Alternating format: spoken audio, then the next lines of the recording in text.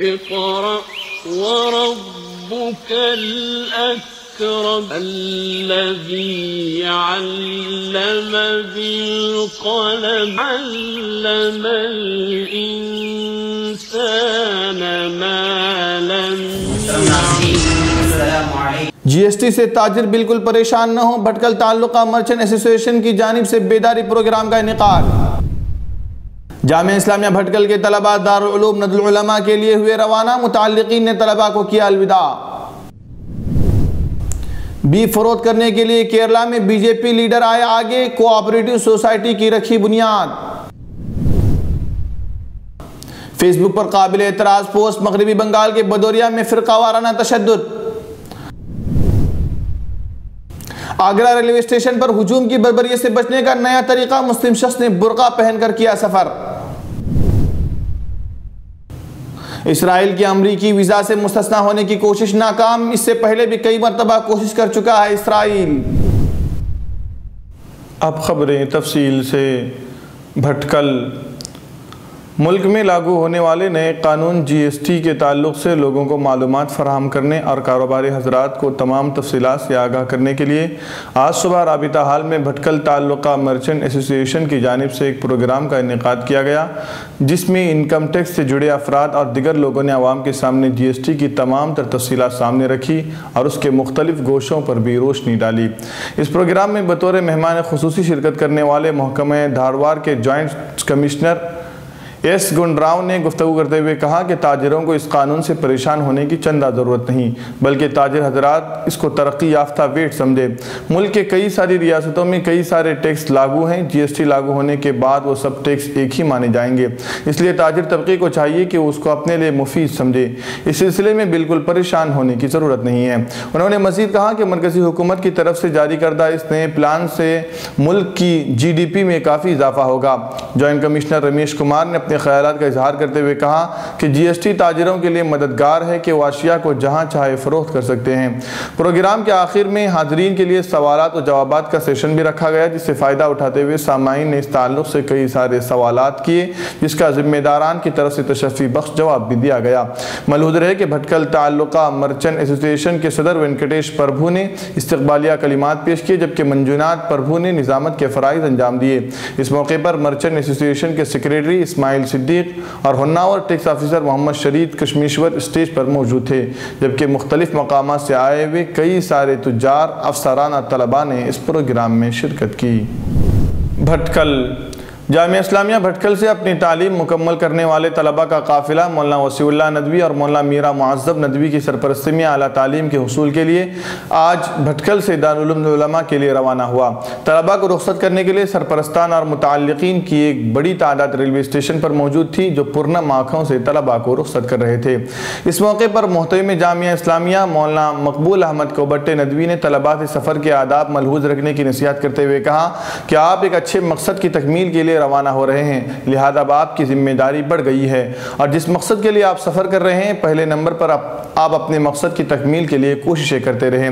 مولانا نے کہا کہ جہاں آپ جا رہے ہیں وہ ادارہ مشہور ادارہ ہے، جہاں مختلف ملکوں اور شہروں کے طلباء تعلیم حاصل کرتے ہیں۔ ان کے درمیان آپ کو اپنے اعلیٰ اخلاق اور کردار کا مظاہرہ کرنا ہوگا، اور جس ادارے کی نسبت سے جا رہے ہیں اس کی نسبت کا بھی پاس و لحاظ رکھنا ضروری ہے۔ جبکہ مولانا خواجہ معین الدین اکرمی ندوی مدنی نے دعائیہ کلمات کے ساتھ طلباء کو رخصت کیا۔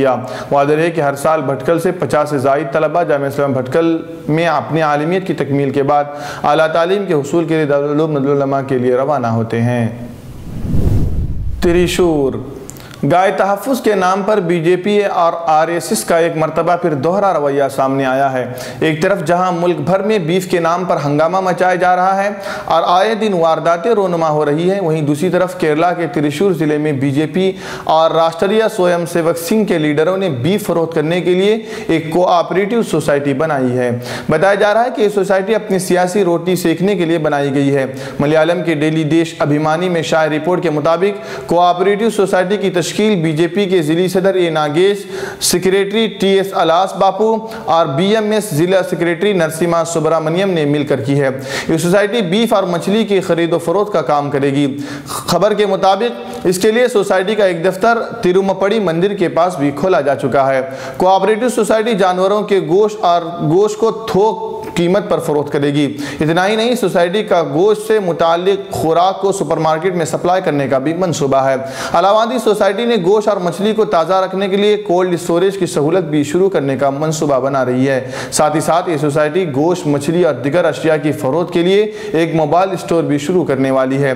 سوسائٹی کا کہنا ہے کہ وہ جلد ہی ضلع میں ریستوران کا ایک سلسلہ بھی شروع کرنے جا رہے ہیں۔ کولکاتہ مغربی بنگال میں شمالی 24 پرگنا ضلع کے بدوریا میں تشدد اور آگزنی کے واقعات کے بعد آج علاقے میں بارڈر سیکورٹی فورسز BSF کے 400 جوانوں نے مارچ کیا۔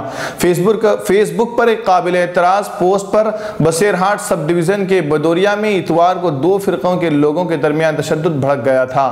اس کے بعد بڑی تعداد میں لوگ اپنا گھر چھوڑ کر فرار ہو گئے ہیں۔ سرکاری ذرائع نے بتایا کہ علاقے میں کشیدگی ہے، لیکن کل رات کے بعد سرحدی علاقے میں BSF جوانوں کو تعینات کیے جانے کے بعد حالات معمول پر لوٹ رہے ہیں۔ گزشتہ 2 دنوں کے دوران مشتعل ہجوم نے پولیس کی کئی گاڑیوں کو آگ کے حوالے کر دیا۔ بھیڑ نے پولیس سپرنٹنڈنٹ اور اسسٹنٹ پولیس سپرنٹنڈنٹ سمیت کئی پولیس اہلکاروں پر حملہ بھی کیا۔ سلامتی دستوں کو آنے سے روکنے کے لیے سڑکیں کھود دی اور بدوریا کے آس پاس دکانوں اور مکانات کو نقصان پہنچایا گیا۔ 17 سالہ نوجوان کے فیس بک پر ایک قابل اعتراض پوسٹ کے بعد تشدد بھڑک اٹھا تھا۔ لڑکے کو بعد میں گرفتار بھی کر لیا گیا ہے۔